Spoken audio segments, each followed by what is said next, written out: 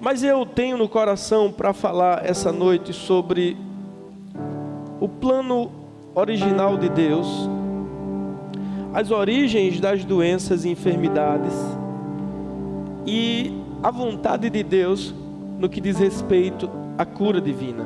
Amém? Eu queria que começássemos pelo livro do começo, o livro de Gênesis, no capítulo 1. Todo o capítulo 1 do livro de Gênesis é sobre a recriação. Versículo 1 é a criação, versículo 2 em diante, Deus está recriando a terra que estava sem forma e vazia. E Deus, ele cria os luminares, e ele vê que aquilo é bom. Ele faz separação das águas, e ele vê que aquilo é bom. Ele diz: as águas produzam peixes, cada um segundo as suas espécies, e ele vê que isso é bom. Ele diz: a terra produz os animais terrestres, cada um segundo a sua espécie, e depois ele vê que isso é bom. E aqui no versículo 26, 27 e 28 diz assim: então Deus disse: façamos o homem à nossa imagem, conforme a nossa semelhança. Domine ele sobre os peixes do mar, sobre as aves dos céus, sobre os grandes animais de toda a terra e sobre todos os pequenos animais que se movem rente ao chão. Criou Deus o homem à sua imagem, a imagem de Deus o criou. Homem e mulher os criou. Deus os abençoou e lhes disse: sejam férteis, multipliquem-se, encham e subjuguem a terra.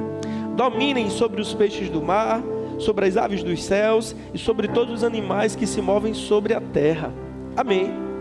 No versículo 31, terminando o capítulo 1, o capítulo da criação, diz assim: e Deus viu tudo o que havia feito, e tudo havia ficado muito bom. Tudo que Deus criou é bom, irmãos. Aleluia, aleluia. A Bíblia diz em Tiago, no capítulo 1, no versículo 17, que toda boa dádiva e todo dom perfeito vem do alto, descendo do Pai das luzes, que não muda como sombras inconstantes. Toda boa dádiva e todo dom perfeito vem do alto, descendo do Pai das luzes. Amém. Quando Deus cria o homem, a Bíblia diz que ele planta um jardim no Éden e coloca o homem para cuidar e cultivar o jardim. O Éden, ele era um local geográfico, mas ele também era um local espiritual. A Bíblia lá em Ezequiel, no capítulo 28, Isaías 14, fala sobre um personagem que nós o conhecemos como Satanás. Mas conta ali a história dele de quando ele era um anjo, um querubim da guarda ungida, e diz que ele estava entre as pedras preciosas no Éden, jardim de Deus. Então, antes que o homem existisse, já existia um lugar na presença de Deus chamado Éden. E Deus planta um jardim no Éden e põe lá o homem para cuidar e cultivar. Quando lemos sobre Adão e Eva no jardim, nós não achamos que lá Adão tinha dor de cabeça, que lá Eva sofria cólicas menstruais. Nós não lemos que no jardim eles tinham momentos de estiagem, de seca, onde havia faltas de alimento. Nós não lemos que lá no jardim havia pragas, piolhos, sarnas. Não, irmãos, tudo que Deus criou é bom, e viu Deus que era bom, e Deus viu que era bom, e Deus viu que era bom, e Deus viu que era bom, porque toda boa dádiva e todo dom perfeito vem dele, descendo do Pai das luzes. Agora, quando as desgraças, as doenças, as misérias e as mazelas passaram a existir, capítulo 3 do livro de Gênesis, a Bíblia nos fala sobre a queda do homem. Na verdade, Deus, ele deu apenas um mandamento para Adão. O único mandamento que ele deu para o homem foi: comerás livremente de toda a árvore do jardim, mas na árvore que se encontra no meio do jardim, a árvore do conhecimento do bem e do mal, dela não comerás, porque no dia em que dela comerdes, certamente morrerás. E conhecemos a história. A mulher toma do fruto, enganada por Satanás, come, dá ao seu marido que também come. Ele percebe que está nu, ouve a voz de Deus ou os passos de Deus, que de tardezinha descia no jardim para ter comunhão com ele. Ele se esconde por detrás das árvores. Deus diz: Adão, aonde estás? Ele diz: eu estou escondido, eu ouvi a tua voz e tive medo. Porque a maldade agora entrou no coração dele, porque o pecado agora entrou na vida dele. Então Deus chama a mulher, porque Adão disse: foi a mulher que tu me destes, que me deu da fruta. A mulher disse: foi a serpente.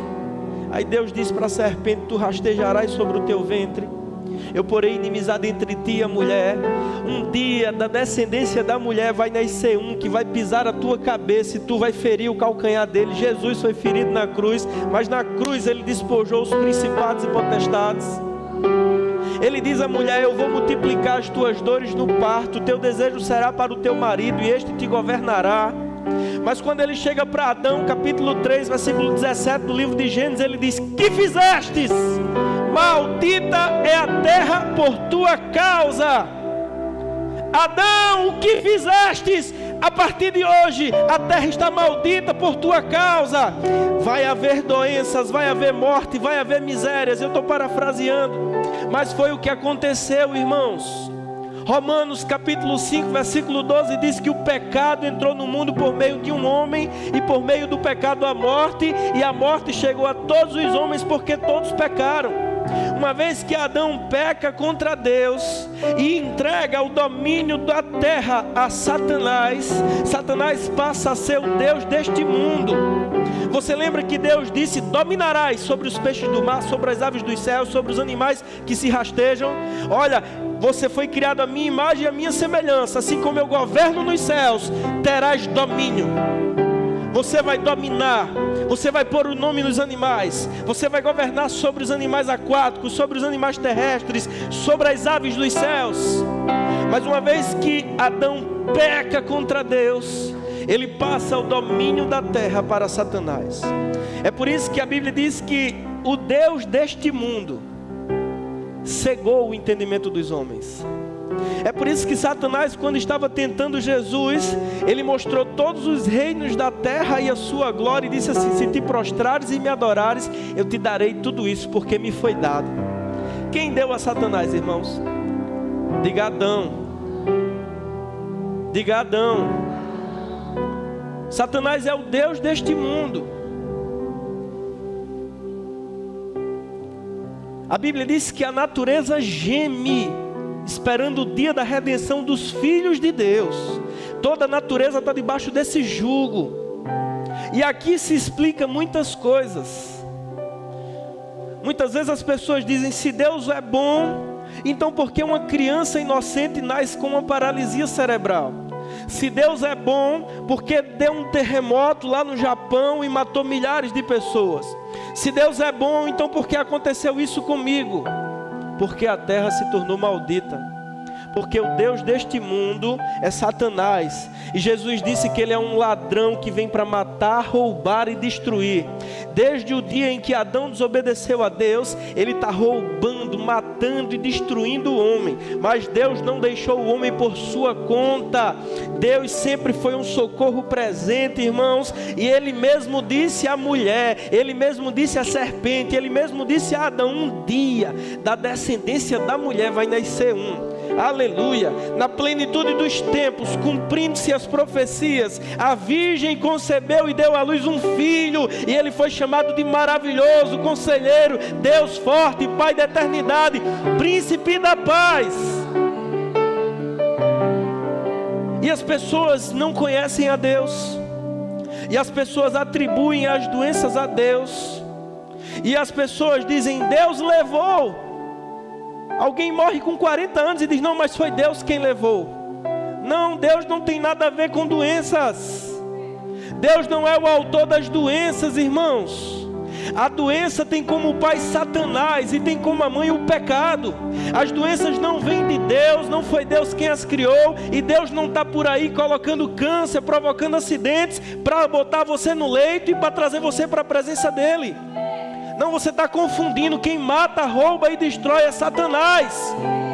O que acontece é que quando nós estamos no leito, nos voltamos para Deus.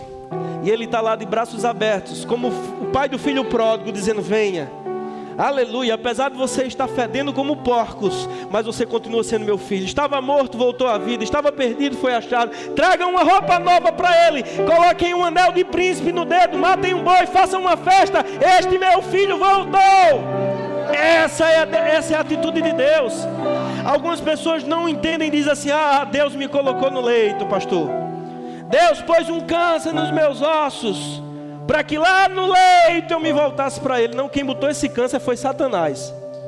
Agora Deus é tão bom que quando você se voltou para Ele, Ele disse: eu estou aqui. Vou mudar a sorte, vou mudar a circunstância. Amém, irmãos? Aleluia. Então o plano original de Deus para o homem é uma vida sem falta, é uma vida em comunhão com Ele. Olhe para Gênesis. Imagina, você está lá no jardim, comendo livremente de toda a árvore, com a sua mulher perfeita, bonita. Amém? Foi Deus quem desenhou Eva, irmãos. Imagina Adão. Deus fez o corpo dele do pó da terra. O próprio Deus desenhou o corpo dele. Devia ser um homem extraordinário. Eu vi um pastor uma vez de um sítio, quando eu era criança, um pastor pregando, dizendo assim que Eva era tão bonita que parecia Carla Pérez. Meu Deus do céu, o pastor estava ouvindo El Chan. A referência de mulher bonita para ele naquela época, eu era criança, né?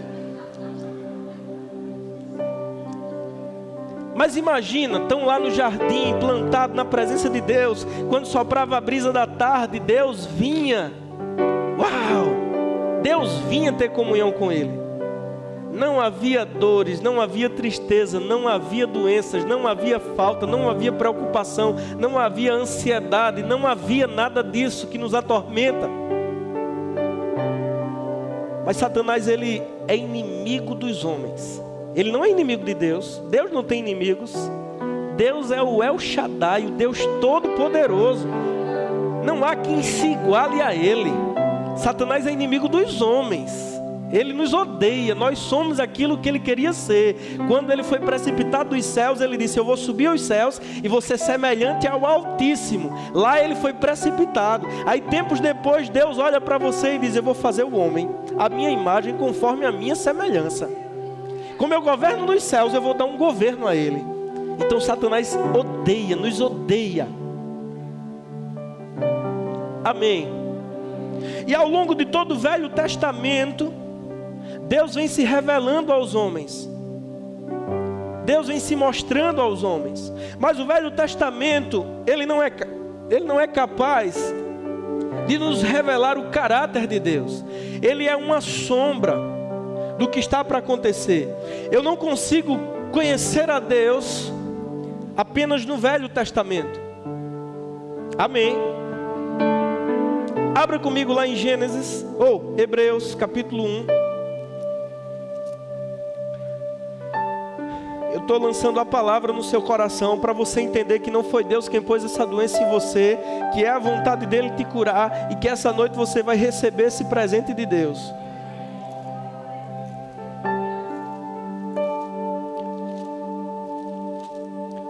Cadê Paula? Está aí, Paula, filha de Sula.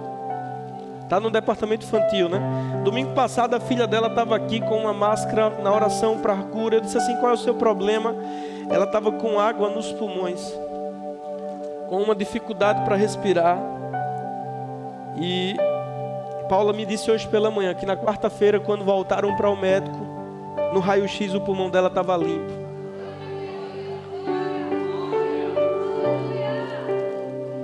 Porque Deus é bom. Hebreus capítulo 1, versículo 1, diz assim: lembre-se, essa carta ela foi escrita a princípio para os judeus que haviam se convertido a Cristo, para os judeus cristãos. Então essa carta toda ela traz uma explicação sobre a transição de aliança, a antiga aliança para a nova aliança. E aqui diz assim, ó: há muito tempo Deus falou muitas vezes e de várias maneiras aos nossos antepassados por meio dos profetas.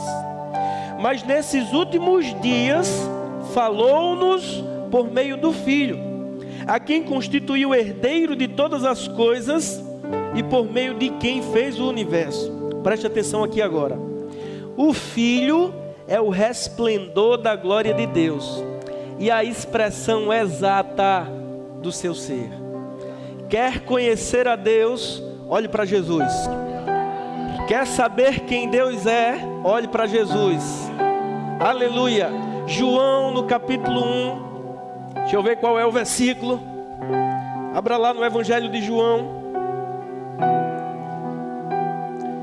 Aleluia. Eu poderia citar, mas eu quero que você leia para que você aprenda esse versículo. João capítulo 1.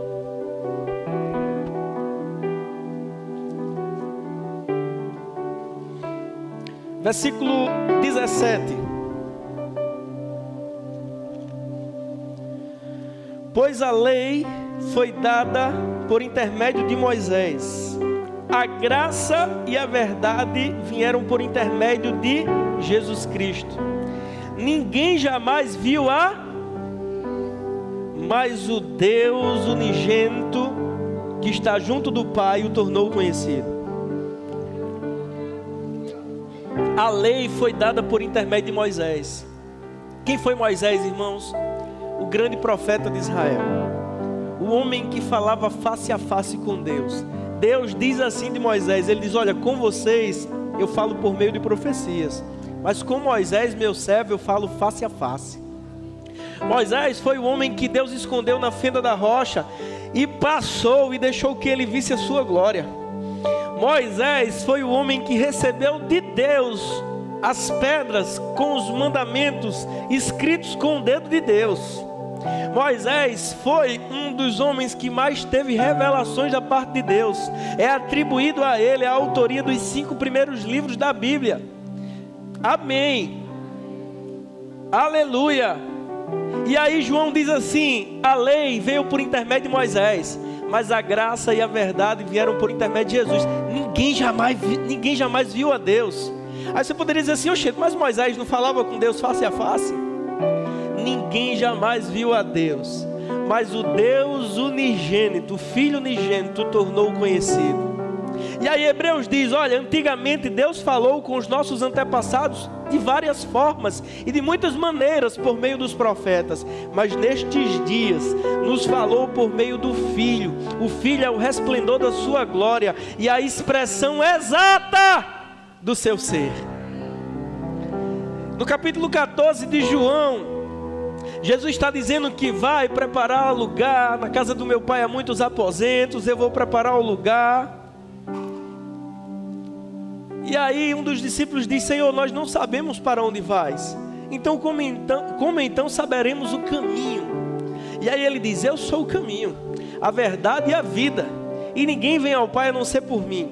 Nas entrelinhas ele estava dizendo, se você estiver em mim, você estará no caminho que leva para o Pai, no caminho que leva para as moradas eternas, para as mansões celestiais.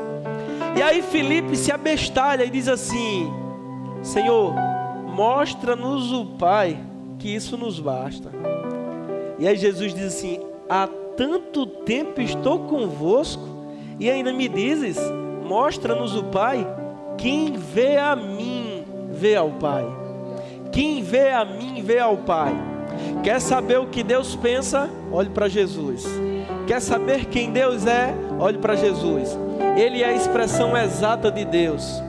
Quer conhecer a Deus? Conheça Jesus. E aí olha para Jesus agora. Em todos os lugares que ele chegou, ele curou a todos. Atos capítulo 10 versículo 38 diz que Deus ungiu a Jesus de Nazaré com o Espírito Santo e com poder, o qual andou por toda parte fazendo bem e curando os oprimidos do diabo. Ele andou por toda parte fazendo bem e curando, e curando, e curando os oprimidos do diabo, porque Deus era com ele. Amém, irmãos? Ele andou por toda parte fazendo bem. Existem nos 4 evangelhos, e eu já falei tanto isso, 41 passagens de pessoas que foram até Jesus para serem curadas, ou de pessoas que Jesus curou. Todas as pessoas, todas elas, todas as pessoas que foram até Jesus precisando de cura, Ele curou a todas. Não existe uma única passagem de alguém que tenha ido até Jesus precisando de cura que não tenha sido curada. Leia a sua Bíblia, marque todas as passagens de cura. Não há ninguém que tenha ido até Jesus e que não tenha sido curado por Ele. E lembre-se que Ele disse: eu vim para fazer a vontade do meu Pai. As palavras que vos tenho dito não são minhas, eu ouço o Pai falar. Olha, eu não tenho feito as minhas obras, essas são as obras do meu Pai. Ele entra na casa de Pedro, a sogra de Pedro está doente com febre. Ele vai lá, toma ela pela mão, a febre a deixa e ela começa a servi-los. Ele vai numa cidade chamada Naim. Quando ele chega na cidade, ele vê um enterro, um velório. E alguém diz a ele: olha, aquilo é o filho de uma viúva, o único filho da viúva. Ele vai até o caixão e traz a vida. Amém, irmãos? Aleluia!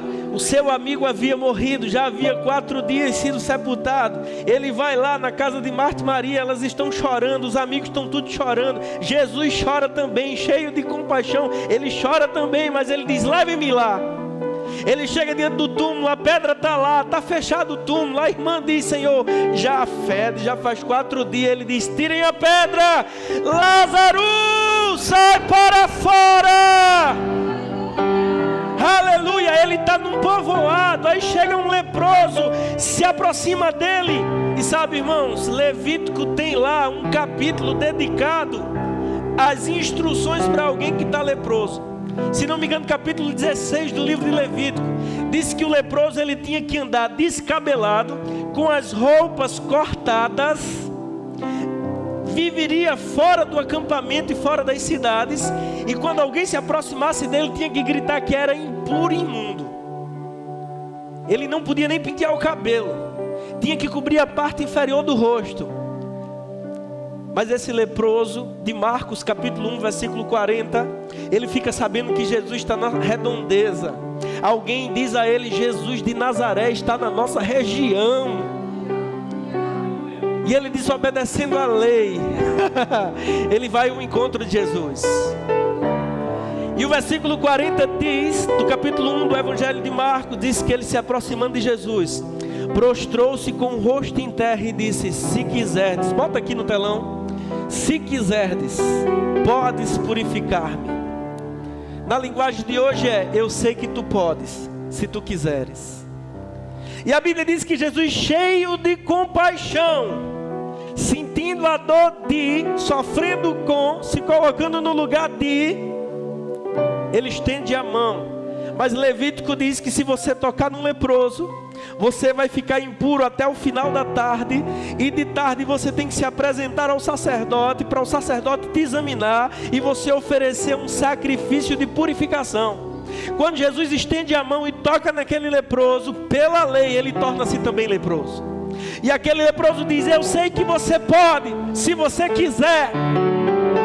Jesus, cheio de compaixão, estende a mão e diz a ele: eu quero, eu quero, eu quero, eu quero, eu quero.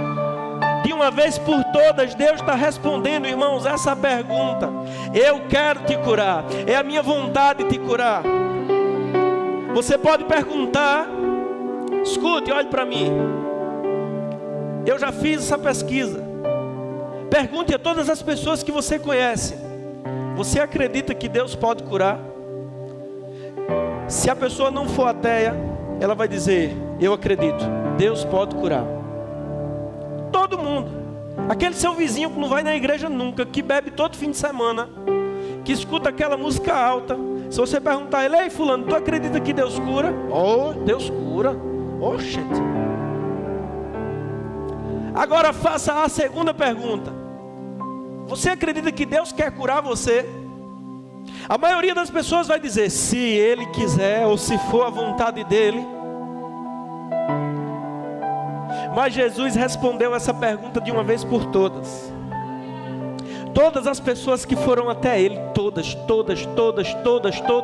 nenhuma sequer ficou sem cura, todas foram curadas. Ele estava respondendo de uma vez por todas. E dessas 41 passagens, a do leproso é a única que alguém externa essa dúvida: se quiseres, podes purificar. De uma vez por todas ele respondeu essa pergunta: eu quero. Tocou nele e imediatamente ele ficou limpo. Amém, irmãos? Deus quer curar você. É a vontade dele. Não é plano de Deus essa doença na sua vida. Não é Deus o autor dessa doença. Por todas as escrituras, no Novo Testamento, irmãos, as doenças, elas têm origem em Satanás. Capítulo 13 do livro de Lucas. Jesus entra numa sinagoga no dia de sábado. Coloca aqui que eu não vou conseguir abrir tudo. Vai jogando aqui, por favor. Jesus entra na sinagoga num dia de sábado, como era o seu costume. Todo sábado ele ia na sinagoga. E lá tem uma mulher que está encurvada. E como ele era um inimigo das doenças, ele chama aquela mulher à frente e cura aquela mulher. Os mestres da lei ficam revoltados, porque no sábado não se podia trabalhar. E eles classificaram aquela cura como uma forma de trabalho.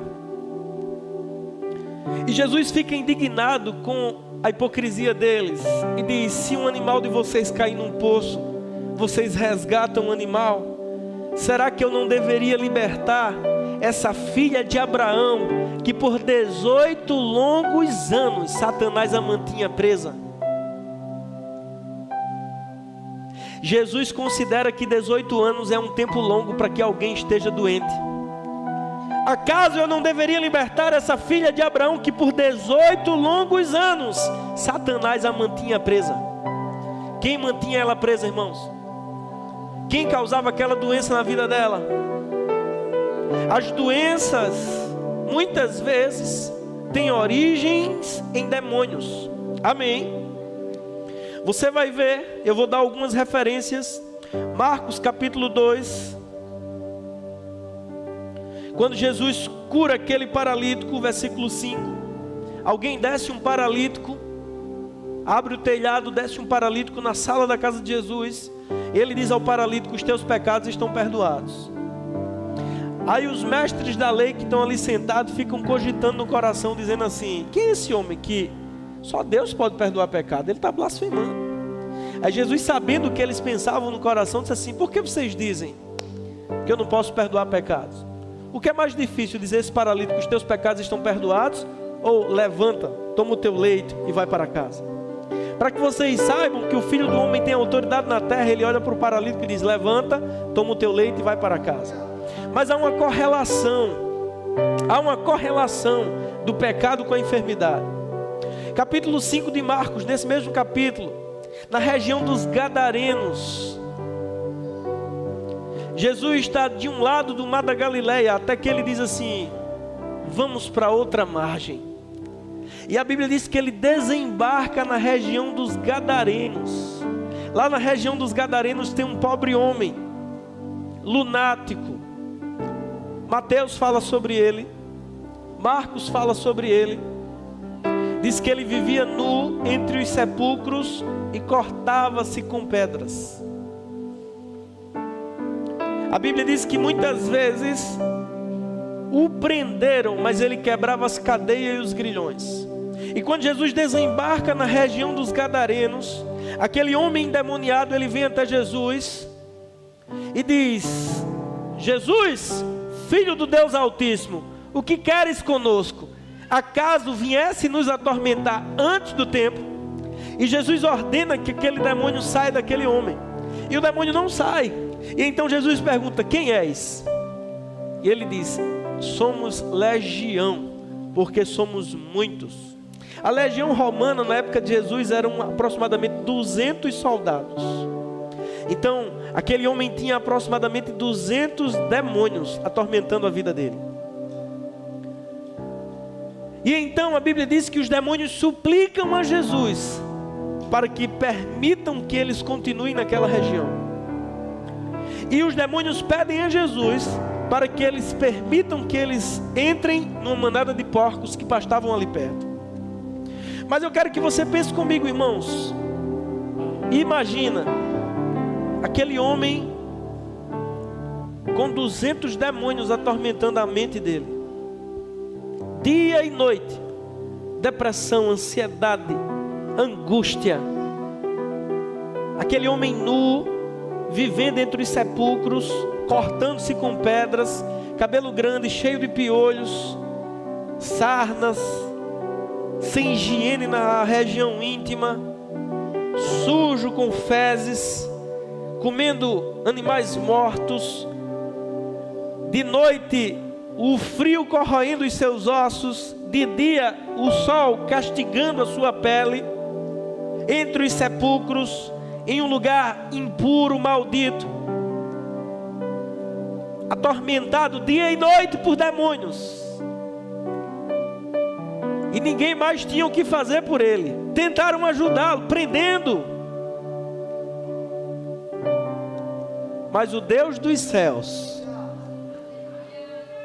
olhou para aquele homem lunático e disse: eu vou mandar o meu filho na região dos Gadarenos. Desembarcando na região dos Gadarenos, ele muda a vida daquele homem. E aí ele está agora sentado aos pés de Jesus, tomado banho, bem vestido, em perfeito juízo, curado de todas as enfermidades, com a roupa limpa. E as pessoas daquela região ficam com medo. Meu Deus, esse é um profeta como Elias, esse é um profeta como Isaías, este é um homem de Deus. Nós somos impuros, nós criamos porcos, vamos pedir a esse homem que saia da nossa região. E aquele homem está aos pés de Jesus dizendo: Senhor, eu quero ir contigo, eu quero ir contigo, eu quero te seguir.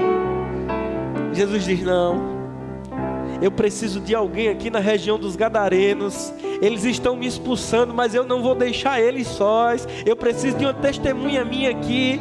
Vá para os seus e diga a eles o que o Senhor fez por ti.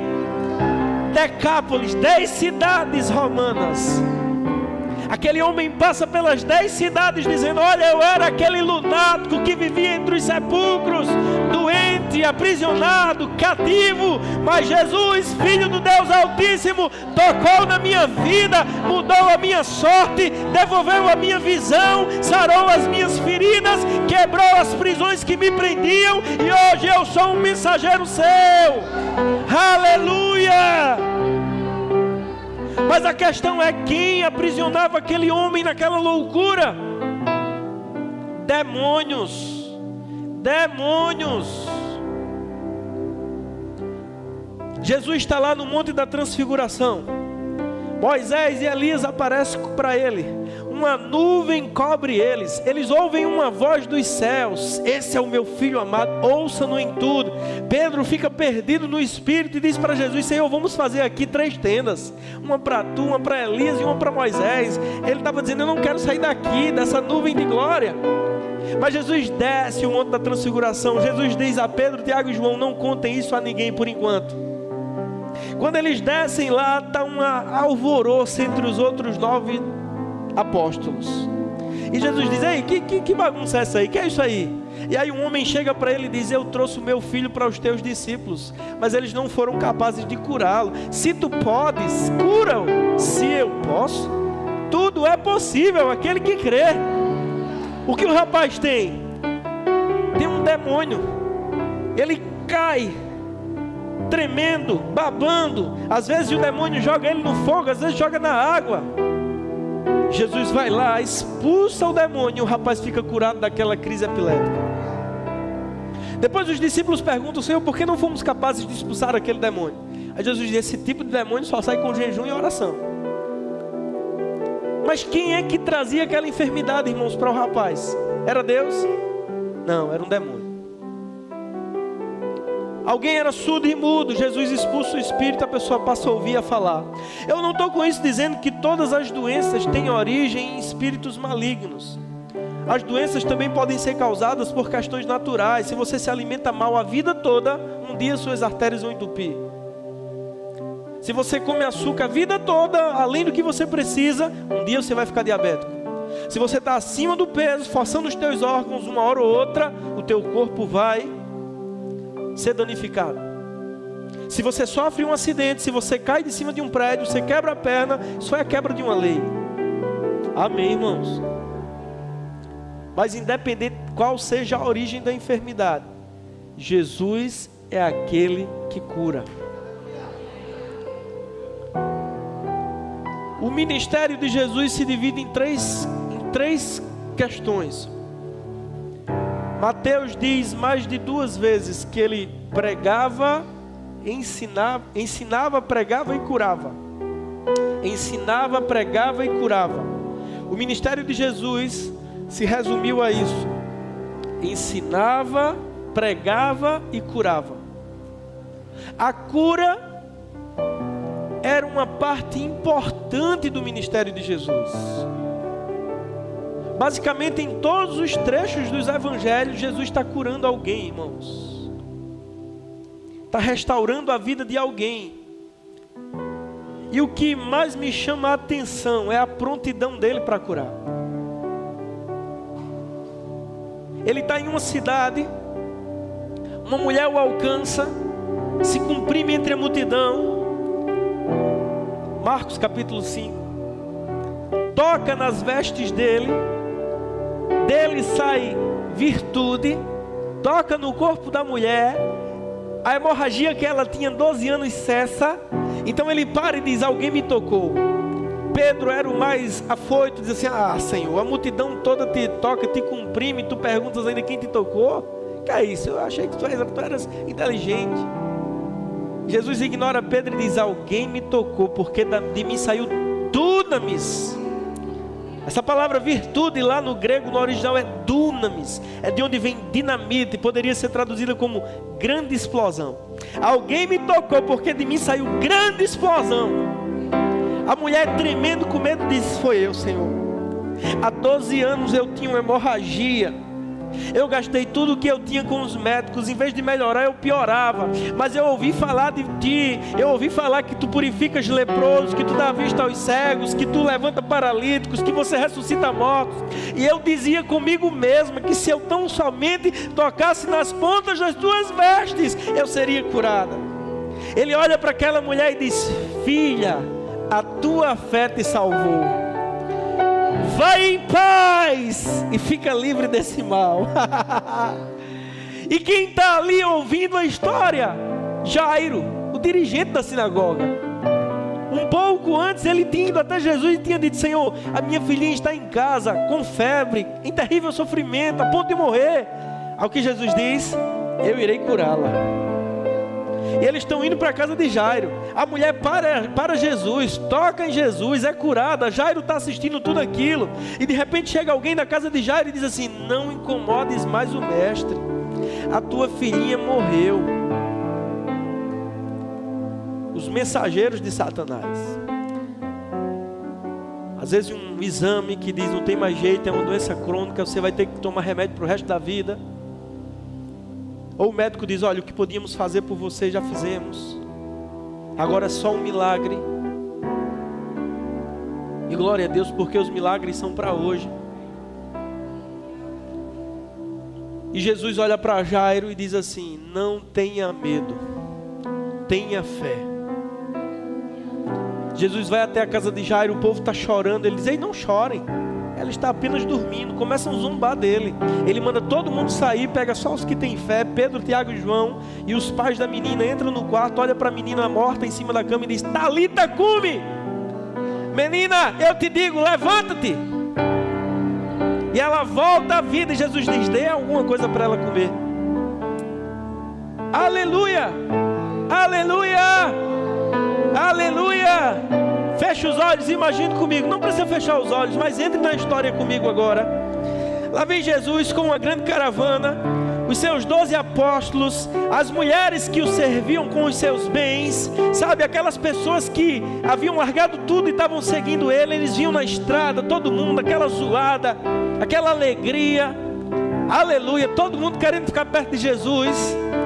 Tiago de um lado, João do outro. A mãe de Tiago e João disseram: não larga dele, porque eu vou pedir que ele te dê o lado direito do teu trono, o lado esquerdo, fica junto dele. Aleluia! E na beira daquela estrada, irmãos, tem alguém pedindo esmolas. A capa foi forrada no chão, ele está ali sem enxergar nada, mas ele começa a escutar uma zoada, passos, risos, pessoas cantando, uma alegria. E ele diz: que zoada é essa aí? O que é isso aí? E alguém lhe diz: ah, Bartimeu, aí vem Jesus de Nazaré, o Galileu, aquele sobre quem Moisés escreveu na lei, aquele sobre quem os profetas profetizaram. Aí vem Jesus de Nazaré. Ele havia escutado falar de Jesus. Os viajantes passavam comentando de um Galileu, aleluia, que ensinava como quem tem autoridade. As pessoas passavam comentando, ele havia escutado tantas histórias de leprosos que haviam sido purificados, de pessoas que haviam sido curadas, de adúlteras que haviam sido perdoadas. E quando ele escuta que Jesus de Nazaré vem aí, ele diz: Jesus, filho de Davi. Ele o adora, dizendo: eu sei que tu és aquele que vem da descendência de Davi, tu és aquele que vem da semente de Jessé. Jesus, filho de Davi, Jesus, rei de Israel, tem compaixão de mim.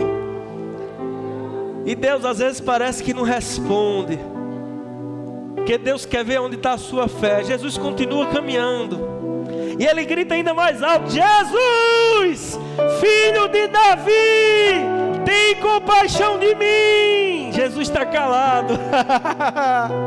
E alguém diz a Bartimeu: homem, cala a tua boca. E a Bíblia diz: ele grita ainda mais alto: Jesus, filho de Davi. Aleluia! A fé não tem plano B. A fé, irmão, diz: eu vou ser curado, eu não vou morrer com essa doença, o Deus dos céus vai tocar em mim, eu não vou perder a chance, Deus vai tocar na minha vida. Jesus, filho de Davi, tem compaixão de mim. Jesus para, e Deus parou essa noite para ti. Jesus para e diz: tragam-no. Alguém vai até ele e diz: ânimo, homem, ele te chama. O que Bartimeu faz, irmãos? Ele joga a capa que ele usava para pedir esmolas, jogando a sua capa ao lado, se coloca no caminho.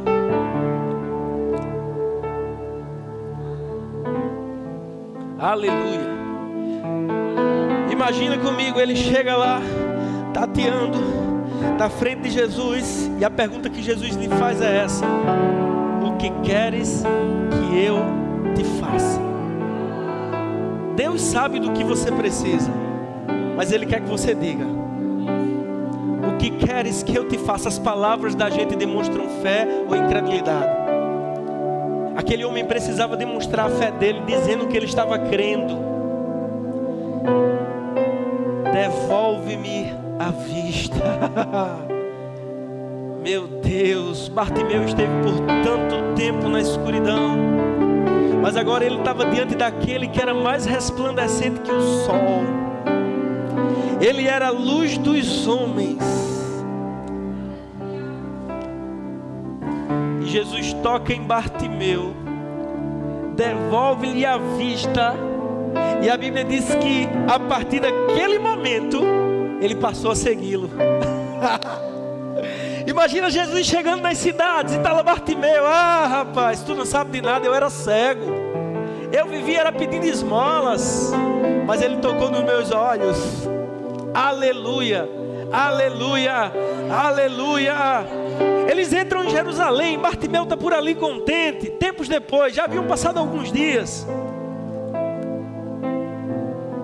e Jesus era Deus, você sabe disso, não é que ele era Deus? No princípio estava com Deus, ele era Deus. Eu e o Pai somos um. Ele é a imagem do Deus invisível, Colossenses diz. Em Jerusalém tinha um tanque. Eu sou fascinado por esse tanque, o tanque de Betesda. De vez em quando Deus dizia a um anjo: desce lá e mexe nas águas, eu quero curar alguém. O anjo movia as águas, o primeiro que entrava no tanque era curado. E quando Jesus está em Jerusalém, ele vai aonde? No tanque. O tanque que tantas vezes ele mandou um anjo lá, ele disse: hoje eu vou pessoalmente. E quando ele chega no tanque, a Bíblia não diz se disseram a ele ou se foi o Espírito que revelou. Mas a Bíblia só diz assim, em João capítulo 8. Estando ali um homem, deitado em uma maca, que há 38 anos esperava a sua vez de tocar nas águas, Jesus fica sabendo que aquele homem está ali há 38 anos. Não sabemos se alguém disse a ele: ó Senhor, esse paralítico aí está há 38 anos aqui, ou se o Espírito Santo revelou. Mas ele vai até aquele paralítico e diz: você quer ser curado? Imagina, o paralítico não sabia quem Jesus era. Ele diz: Senhor, eu não tenho ninguém que me ajude. Eu não tenho um primo, não tenho um cunhado, não tenho um pai, não tenho um irmão, não tenho um tio, não tem ninguém que me ajude. Quando as águas se movem, vem outro na minha frente e entra primeiro que eu. Imagina, irmãos. Às vezes a oportunidade da nossa vida está passando diante de nós e a gente não tem discernimento. Mas graças a Deus que Deus é bom. E Jesus, cheio do poder de Deus, diz àquele paralítico: levanta-te, toma o teu leito e vai para casa. 38 anos paralítico, os ossos não tinham forças, ele não tinha músculo nas pernas, o músculo ele atrofia pelo desuso. Alguém que fica acamado 3 meses perde uma quantidade significativa da massa muscular nos membros inferiores. Imagina alguém que está 38 anos paralisado em cima de uma maca. Até os vasos sanguíneos são finos, não são calibrosos, porque tem pouco tecido para que eles sejam irrigados. Os tendões não têm força, os músculos não são suficientes, os vasos sanguíneos não são calibrosos o suficiente. Tudo seria um diagnóstico de não tem jeito, há 38 anos. Mas quando Jesus diz: levanta-te, toma o teu leito, irmãos, aquelas palavras fizeram com que as células se multiplicassem, os músculos, o tecido muscular foi formado, as terminações nervosas receberam um choque do poder de Deus, os tendões receberam vigor, os ossos foram fortalecidos, e de um salto ele se pôs de pé. De um salto ele se pôs de pé. E era um dia de sábado. E aí os mestres da lei pegaram aquele homem e disseram: tu não sabes que é proibido trabalhar no dia de sábado? Por que estás carregando esse leito? O homem que me curou disse que eu devia pegar o meu leito e ir para casa. E quem foi esse homem que te curou? Eu não sei. Aí mais na frente o homem ficou sabendo que quem havia curado ele era Jesus. E aí ele disse aos sacerdotes: ah, foi Jesus que me curou. E os sacerdotes reclamando com ele, ele disse: olha, dizendo que Jesus não era de Deus, e sacerdotes dizendo se ele é de Deus ou não, eu não sei. Mas eu nunca ouvi falar de um paralítico de nascença que voltou a andar. Acaso Deus usa pecadores? Ei, não importa quantos anos você está com essa doença, não importa o que o médico disse, nós louvamos a Deus pela vida dos médicos. Sabe, aqui você vai ser ensinado de que só o médico tem poder para dizer: não tome mais esse remédio. Só um médico pode dizer a você: não faça mais essa cirurgia. Amém?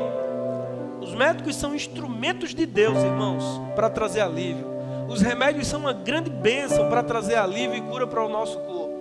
Mas quando os médicos não podem fazer, quando os remédios não podem fazer, nós temos um Deus chamado Jeová Rafá, o médico dos médicos, o Senhor que sara. Amém? E abra comigo em Marcos capítulo 16.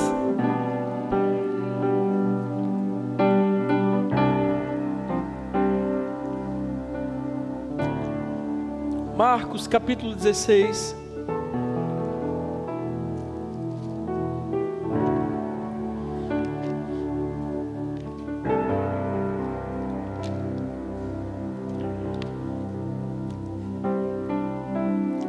Versículo 15 em diante.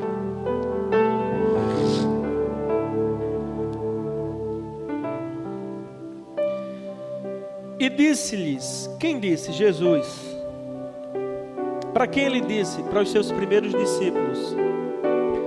E disse-lhes, vão pelo mundo todo e preguem o evangelho a todas as pessoas. Quem crer e for batizado será salvo, mas quem não crer será condenado. Escute, olhe para mim um instante. É claro que usamos esse versículo para nós, e se atribui a nós também. Ide por todo mundo e pregai o evangelho a todas as pessoas, até porque nós recebemos o ministério da reconciliação.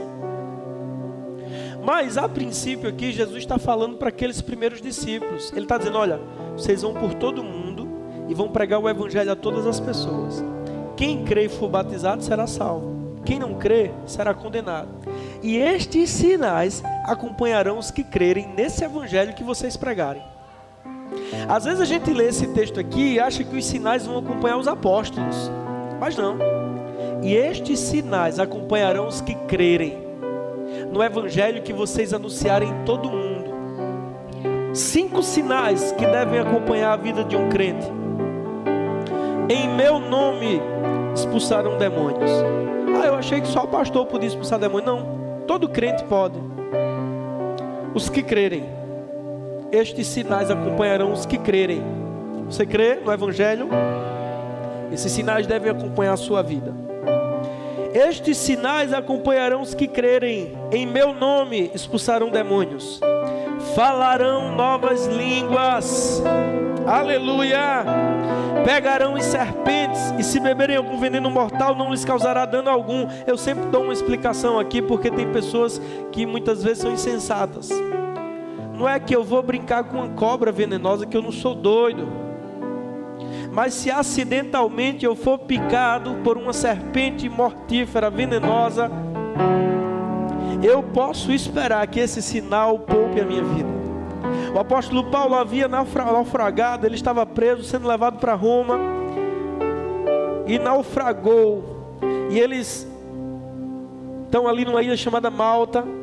Os homens estão tremendo de frio. Ele era um homem proativo, ele começou a juntar madeira para fazer um fogo. Quando ele puxa uma dessas madeiras, uma serpente venenosa sai fugindo do fogo, agarra no seu braço. Os habitantes daquela ilha dizem assim, esse homem é um assassino, porque no mar a justiça não tirou a vida dele, mas aqui na terra a justiça veio cobrá-lo. Ele saculeja a serpente, joga ela no fogo e continua acendendo a fogueira. E de repente os habitantes dizem assim, esse homem é um Deus. Não, ele era um representante de Deus. Então o sinal do qual Jesus falou poupou a vida dele. Se beberem alguma coisa mortífera, não significa que eu vou tomar um chumbinho para provar que tem um sinal. Deus me livre, se eu tomar um chumbinho eu vou morrer. Agora, se alguém me envenenar porque eu sou um pregador do evangelho, porque eu sou um filho de Deus, sabe, eu posso crer que esse sinal vai poupar a minha vida, vai preservar a minha vida. E vocês sabem, vocês que são dessa igreja sabem que eu sou apaixonado por esse último sinal. Imporão as mãos sobre os doentes e estes ficarão. Uau! E imporão as mãos sobre os doentes em meu nome e estes ficarão curados. Aleluia! Que bom que ele não era um mentiroso, irmãos. Que bom que ele não estava brincando conosco quando ele disse isso. É verdade. Deus cura doenças que para os médicos são incuráveis. Jesus continua o mesmo, ele não mudou em 2000 anos. Deus continua sendo o eu sou o Senhor que te sara. Ele é o eu sou, não o eu era. Aleluia. E nessa igreja nós acreditamos que as curas são para hoje. Nessa igreja nós acreditamos que quando não há mais jeito, para Deus tem jeito. Aleluia. Os sinais acompanham aqueles que crerem. Pois bem, eu morreria por esses versículos. E Deus sabe que eu estou falando a verdade. Amém. Aleluia. Os que crerem, os que crerem, os que crerem, colocarão as mãos sobre os enfermos e estes ficarão curados. Há 15 anos, vai fazer agora em julho, que eu prego o Evangelho. A primeira vez que eu preguei na minha igreja, ou na igreja que eu fazia parte, julho de 2010. A primeira vez que eu preguei na igreja, no altar. E eu tinha um pastor naquela época, ele já partiu para estar com o Senhor, que era um evangelista. E ele orava por cura. E eu por tantas vezes o vi pregando nas cruzadas sobre cura e orando por pessoas e pessoas serem curadas. Eu era o menino que levava a Bíblia dele e a água dele. Ele me levava para todos os lugares. Então, nas minhas primeiras oportunidades de pregar, eu comecei a pregar sobre cura também. Porque na associação há uma transferência. Eu creio que Deus já havia me chamado antes de eu ser formado no ventre de minha mãe. Assim como Ele já havia chamado Eliseu antes de Eliseu ser formado no ventre de sua mãe. Mas Eliseu andou com Elias um tempo e o Espírito que estava sobre Elias também veio sobre Eliseu. Então, as primeiras oportunidades que eu tive para pregar, eu já comecei pregando sobre cura também. E há 15 anos que eu tenho visto esse versículo se cumprir vez após vez, vez após vez. Às vezes eu estou em algum lugar, alguém diz: olha, há 10 anos atrás o Senhor orou por mim. Eu tinha isso e desde aquele dia não tenho mais. É a vontade de Deus curar. Eu estava em Caruaru com um rapaz chamado Renan. Ele trabalhou na Caixa aqui um tempo. E ele me chamou para conhecer a casa dele em Caruaru. E fomos para lá. E naquele fim de semana ia ter um culto de homens em uma das igrejas do Verbo da Vida. Lá na época tinha 7 igrejas do Verbo da Vida em Caruaru. E fomos lá para um bairro. E quando eu chego naquela igreja, um diácono que recebe a gente era um rapaz que há muitos anos atrás morava em Pojuca. E eu estava pregando na quadra de uma escola lá. O pastor Amauri, que pregou aqui, havia me levado. E nessa quadra da escola, eu orei pelo filho desse irmão, que agora estava morando em Caruaru. Era uma criança, 2 anos, tinha um caroço aqui na sobrancelha. E o pai e a mãe não eram crentes, estavam na arquibancada. A mãe creu e trouxe o menino para receber a oração. E quando eu orei para aquele menino, o carocinho na sobrancelha sumiu. E ela, chorando, olhou para trás e chamou o pai. E o pai veio, pegou o menino no colo e ficou tocando. E aquilo foi um sinal de Deus para eles. Eles se converteram lá em Pojuca. Passaram um tempo lá na igreja do pastor Jean. E agora, anos depois, a empresa transferiu ele para Caruaru. E ele estava lá na igreja do Verbo da Vida, servindo como diácono. Aleluia. E ele, quando me vê, diz: eita, pastor, que na época eu não era pastor lá em Pojuca, eu era só um jovem pregador, mas agora eu já estava como um pastor. Rapaz, coisa boa, tal, não sei o quê. E aí ele disse: lembra do meu filho? O Senhor orou por ele e o caroço sumiu. Eu digo: rapaz, ele já deve estar grande agora, né? Tá, pastor. E ele disse assim: o senhor não sabe. Aí eu pedi a ele para contar, né? Renan estava comigo, eu disse: conte aí como foi, para ele ouvir. E ele contou. E ele disse assim: pastor, e o senhor não sabe. Quando a gente chegou em casa naquele dia, a gente ficou procurando o caroço. No outro dia, quando a gente se acordou, foi eu e a mãe na cama dele e ficou olhando para ver se tinha sumido mesmo. Aleluia, aleluia. Deus cura, irmãos. Aqui mesmo eu vejo pessoas que eu já orei e Deus curou. Amém. É a vontade de Deus curar. Os que crerem colocarão as mãos sobre os enfermos em meu nome, e estes ficarão curados. Tem uma moça aqui em Nazaré da Mata, o nome dela é Naísa.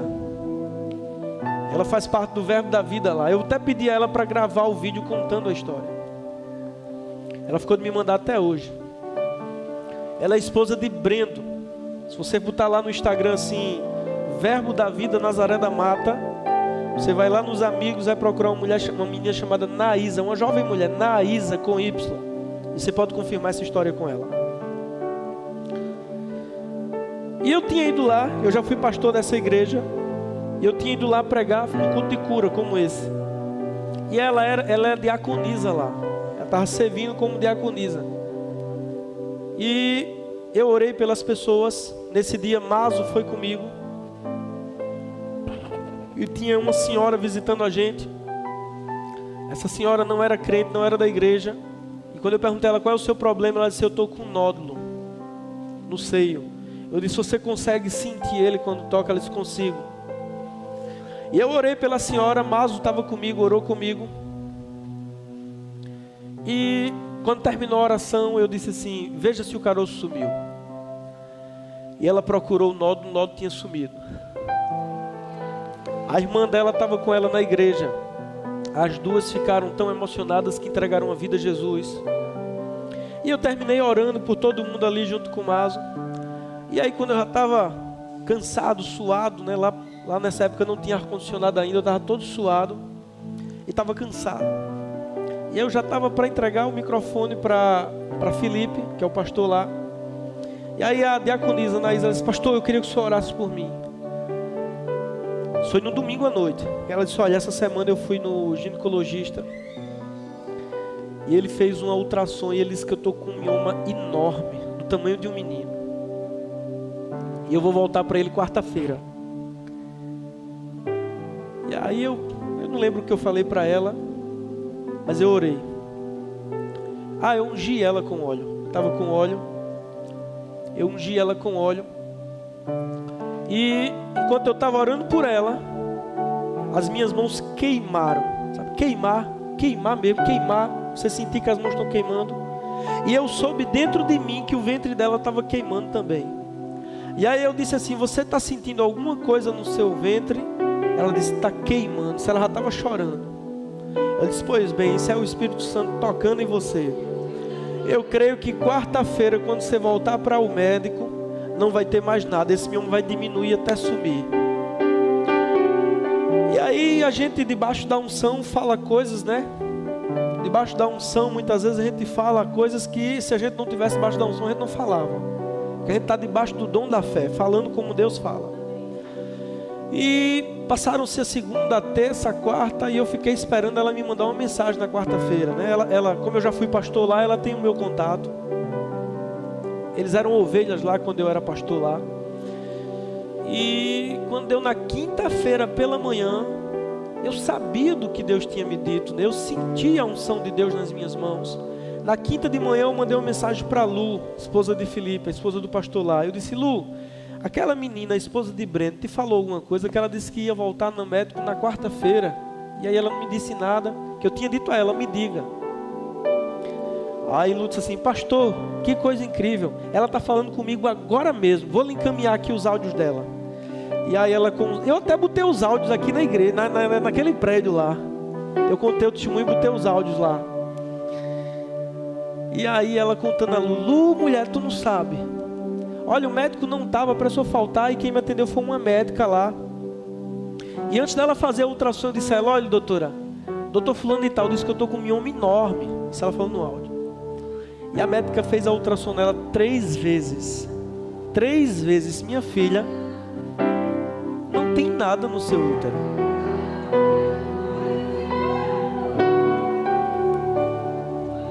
E aí, irmãos, Deus vem falando comigo já há anos que eu tenho que gravar essas coisas, registrar. E o pastor Cleon sempre diz: você tem que gravar, registrar. Que às vezes eu chego num lugar, como eu estou ensinando no Remo agora, uma mulher chegou para mim e disse: lembra de mim? Eu digo: não lembro não, irmão, desculpe. Assim, em 2023 o senhor orou pelo meu sobrinho aqui nessa igreja. Eu digo: foi? Infelizmente eu não lembro. Só ele estava com a cabeça cheia de caroços, os antibióticos não surtiam efeito. O Senhor orou por ele. Ele vai fazer 4 anos, desde aquele dia, nunca mais ele teve caroços. Agora entenda, irmãos, não é porque sou eu, é porque ele disse. Os que crerem, acontece com você também, imporão as mãos sobre os enfermos e estes ficarão curados. Outra coisa, não somos nós quem curamos. Amém. Eu, quando adoeço, tenho que crer na palavra, exercer fé, orar por mim e ficar com a palavra em detrimento das evidências naturais.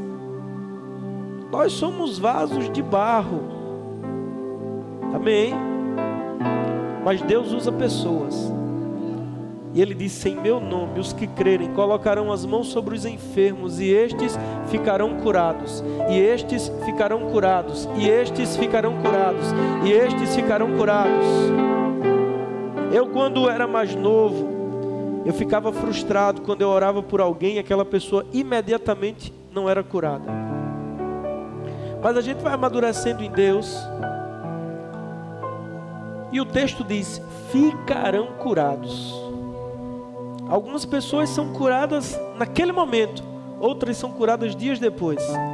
E comigo acontece muito no dia seguinte, na manhã seguinte. E tem pessoas que a gente ora e elas não são curadas. Aí você pergunta: será que não era a vontade de Deus? Não, é a vontade de Deus curar todos. Jesus demonstrou isso quando Ele curou todos. Agora existem algumas coisas que são impedimentos à cura.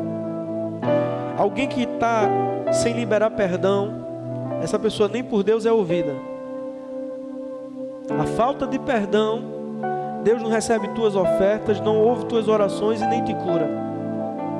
Não tem jeito, tem que perdoar.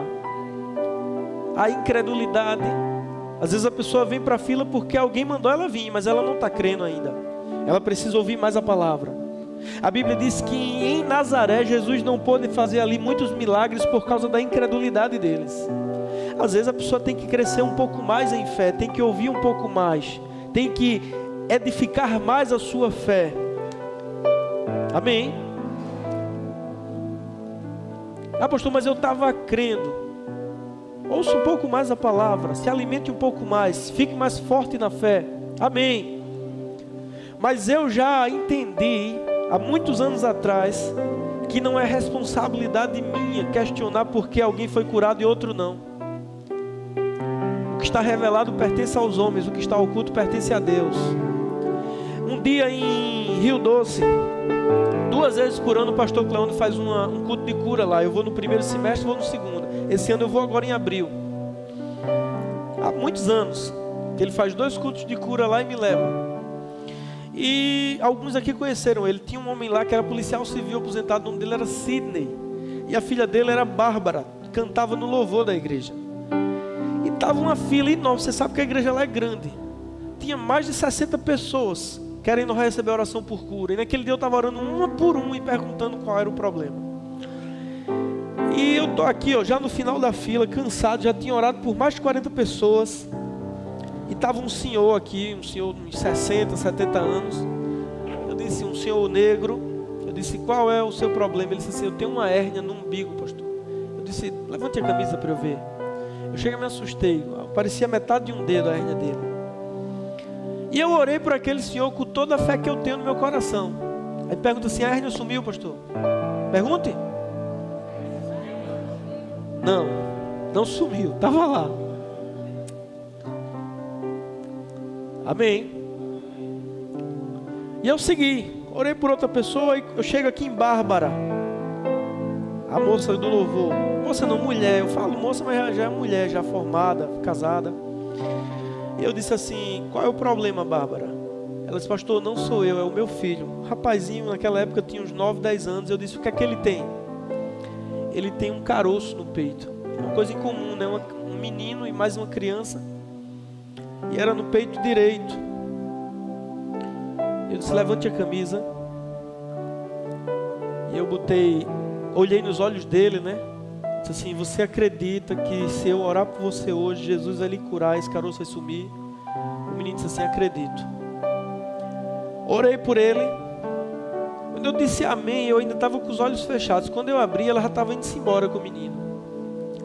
Eu a suspeito, não vou julgar, só Deus pode julgar o coração. Eu suspeito que ela não estava acreditando, porque ela tinha visto que a hérnia do homem não sumiu, né? Eu disse, não, vem cá, vamos ver se sumiu. Eu disse, veja aí se sumiu, disse para ela.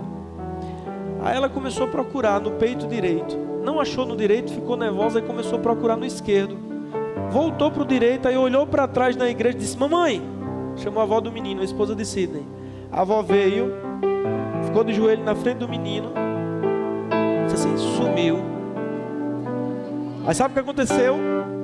Bárbara saiu e a mãe ficou na fila de cura, para eu orar pelos ossos dela.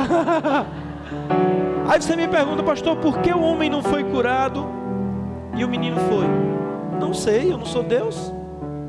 Agora eu sei que Deus queria curar os dois. E talvez aquela hérnia tenha sumido no dia seguinte ou nos anos seguintes, eu não sei, irmãos. A minha responsabilidade é impor as mãos em nome de Jesus e crer de todo o coração. E a sua é receber o presente de Deus. Amém. Por que Deus enviou o seu Filho ao mundo? Por quê? Diga aí. Por quê? Diga alto. Essa palavra salvação usada no Novo Testamento é uma palavra grega chamada souzo. É a mesma palavra traduzida por curou, libertou, salvou. É a mesma palavra.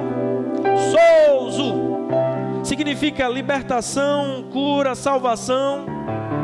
Ela é traduzida de formas diferentes algumas vezes. Sabe a mulher do fluxo de sangue? Jesus disse a ela, a tua fé te salvou. A tradução ali poderia ser também a tua fé te curou. É por isso que Mateus traduz como curou e Marcos traduz como salvou. Mas é a mesma palavra, souzo. Porque na mesma cruz em que Ele levou os nossos pecados, Ele também pagou o preço pelas nossas enfermidades. 1 Pedro capítulo 2, versículo 24, coloca aqui. E Ele mesmo levou em seu corpo os nossos pecados sobre o madeiro, isto para que morrêssemos para os pecados e vivêssemos para a justiça. E por suas feridas fomos sarados. Na mesma cruz que Ele carregou os nossos pecados, Ele também levou as nossas enfermidades. Mateus capítulo 8, versículo 17, depois que Ele cura a sogra de Pedro, depois que Ele liberta endemoniados, depois que Ele cura todos os doentes que foram levados a Ele, Mateus escreve assim, e isso para que se cumprisse o que fora dito pelo profeta Isaías, que certamente Ele tomou sobre si as nossas dores e as nossas enfermidades. Isaías capítulo 53, versículo 10, o grande capítulo da redenção, o grande capítulo da crucificação, no versículo 10 diz, agradou a Deus moê-lo e fazê-lo enfermar.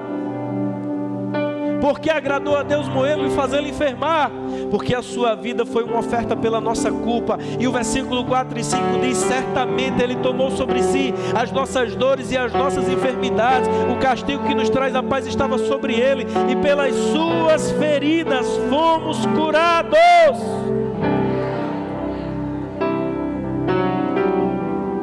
Assim como a salvação é para o nosso espírito, irmãos, a cura é para o nosso corpo. Amém. É a vontade de Deus te curar. Deus quer curar você. E você achou alguém que crê nisso? Aleluia. Eu vou chamar o louvor aqui na frente.